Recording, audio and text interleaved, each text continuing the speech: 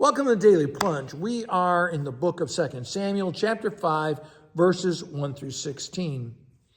After Abner has been murdered and buried with honors, after Saul's son, Ishbosheth, has been murdered and buried with honors, it says, all the tribes of Israel came to Hebron at Hebron and said, you're supposed to be our king. And what's interesting is that they have known for a long time that David was anointed while Saul was still king. They have seen David as a leader, as they attest to that he was the one who really led all the great campaigns. They've been without Saul for 7 years, and the guy they really would have liked to replace Saul, which was Jonathan, was killed with him, and they've had been in civil war for 7 years, and the whole thing has fallen out.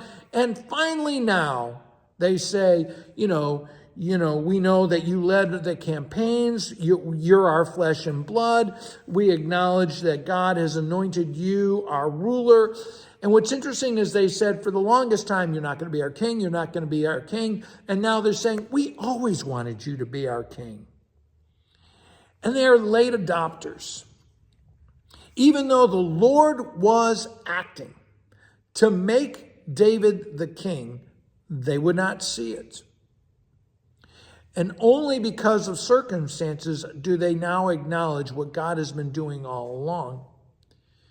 In our churches, we need to be praying, where is the Lord leading us? So that rather than finally getting on board, we are walking with God.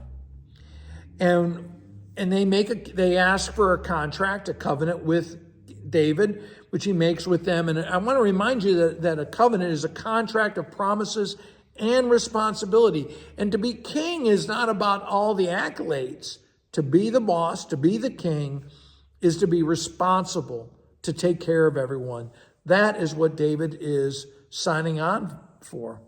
Now it says that he was made king when he was 30 in Hebron over Judah, and then after 7 years, and when he was 37, he was made king over all of Israel and would reign for another 33 years.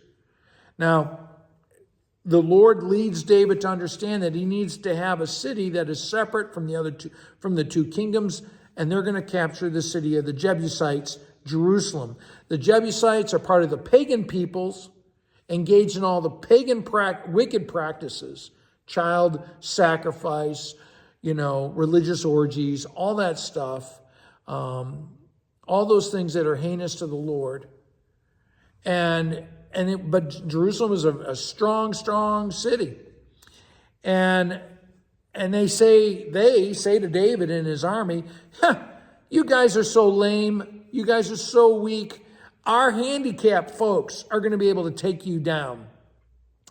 And David calls on his army. He says to any of you guys, and go take down those, their army. I will bless them. And it talks about how they go through a water shaft. And this water shaft actually was found in an archaeological dig about in the last 10 or 15 years. After they take the city, we're told, after he takes up residence, he became more powerful because the Lord God Almighty was with him. Why is the Lord with David? Because David was with the Lord. He was a servant of God. And he's constantly seeking to go and walk in God's paths. And that's the thing too, is the Lord is with David because David is in prayer. He's abiding with the Lord. And that's why he's empowered. And it's part of the reason, because he is a man who is blessed, that he ends up with this alliance with the king of Tyre, who is going to continue to be a strong ally his whole life. Thanks, friends. Have a blessed day.